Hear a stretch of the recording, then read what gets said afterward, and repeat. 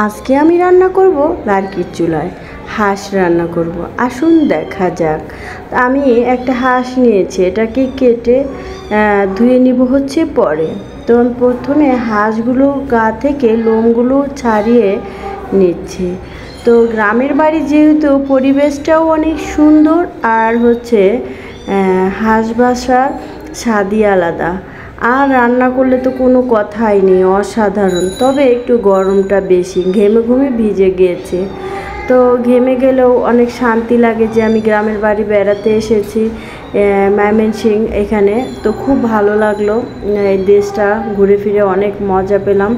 আমার একটা ছোট আপু, ওর বিয়ে হয়েছে এখানে, তাই ওর শ্বশুরবাড়ি দেখতে আসছে ময়মনসিংহ। তো দেখতে এসে খুবই ভালো লাগলো, দুজনে গল্পের ছলে কাটা ধোয়া রান্না। এই আমার সে আপুটা, তো কাটা ধোয়া রান্না করা ভালোই লাগলো। তো হাঁসটাকে ধুয়ে কেটে সুন্দর করে গুছিয়ে নিয়েছি।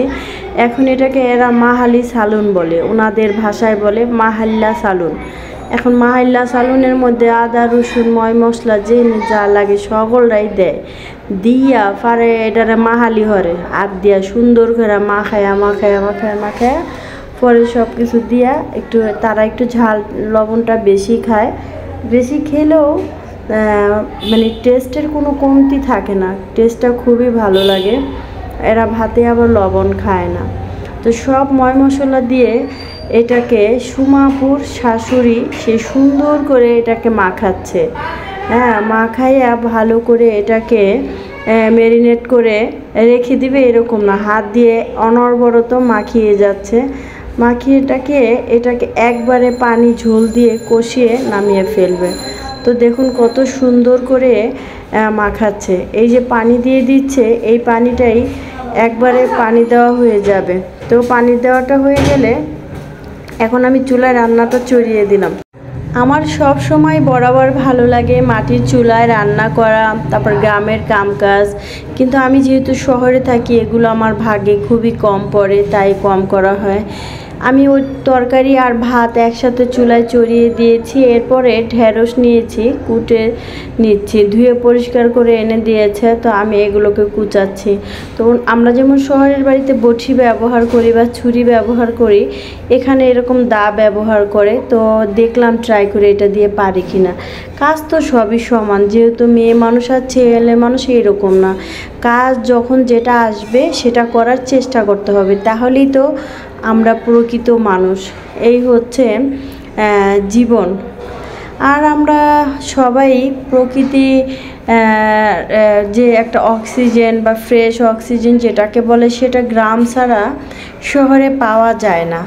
তো আমি ওখানে গিয়ে অনেক সুস্থতা ফিল করতেছিলাম, মনে হচ্ছিল থেকে যায় 8 থেকে 10 দিন, না একদিনের জন্যই গিয়েছিলাম। নাইটে গিয়ে চলে আসছি। এখান দিয়ে চুলায় একটু জালও গুজে গুজে দিচ্ছি, আর ফাঁকে ঝুঁকে এসে ঢেঁড়সগুলোও কেটে নিচ্ছি। তো দেখুন দুইটা চুলা কিন্তু একটা মুখ। তো সুন্দর করে একটা মুখ দিয়ে লার্কি দিয়ে দিলেই দুই চুলার কাজ হয়ে যায়। তো ভালো লাগলো এই চুলাটাও দেখে, এটাও আমার জীবনের নতুনত্ব। তো আগুন ভালো করে দাও দাও করে জ্বললে দোনো পাশেই লাগে। তো চুলায় আগুনটার ভিতরে যে লার্কিগুলো উপরে উঠে গিয়েছিল সেগুলো গুজে দিয়ে আবার চলে আসছি ঢেঁড়স কাটার জন্য। তো ঢেঁড়সগুলোকে আমি সুন্দর করে কুচি কুচি করে কেটে নিচ্ছি। তো দেখুন গ্রামের লাইফ গ্রামের মতো, শহরের লাইফ শহরের মতো। ছেলে সন্তান মানুষ করতে গেলে একটু শহরপন্থা হতে হয়। আমাদের বেশিরভাগ মানুষই আমরা শহরমুখী হয়ে থাকি, এর জন্যই আসা। আর গ্রামে যাওয়া তো নারীর টানে বাড়িয়ে যাওয়া, যেটাকে মানুষ বলে বসরান্তাস, আমরা সবাই যাই। তো এইভাবেই জীবনটা কেটে যায়। একটা সময় কিন্তু আমাদের পুরো লাইফটাই বৃদ্ধ বয়স যেটাকে বলে, বৃদ্ধ বয়সে আসলে কিন্তু আমাদের সেই গ্রামেই যেতে হয়। রান্না করতে আমার খুব পছন্দ হয়েছে। এই যে জানালা কাটতে হয় না, চারদিকে টিন টুন ভেঙে আছে, তবু ভালো যে একটু শান্তি লাগে, যে অক্সিজেন লাগে। আর এই রান্নার টেস্টটা যে খেতে কী যে মজা, এটা কিভাবে আমি আপনাদের বোঝাবো। তো ওই মাহালি সালুনটা দেখেন কত সুন্দর করে হয়ে যাচ্ছে। তো একটা না আমি এগুলোকে আগুন দিয়েই যাচ্ছে। আন্টি আসছে, তো আন্টি বলল যে আমি আবার একটু ঢেকে দিয়ে উদাম করে দিয়েছিলাম। তো সুন্দর করে দেখুন কিভাবে ঢেকে টুকে দিয়ে যাচ্ছে। ওরাও দেখতেছে আমি আসলে পারবো কি না। তো না, আলহামদুলিল্লাহ আমি সব পারতেছি। এটা দেখে তো আন্টি অনেক খুশি।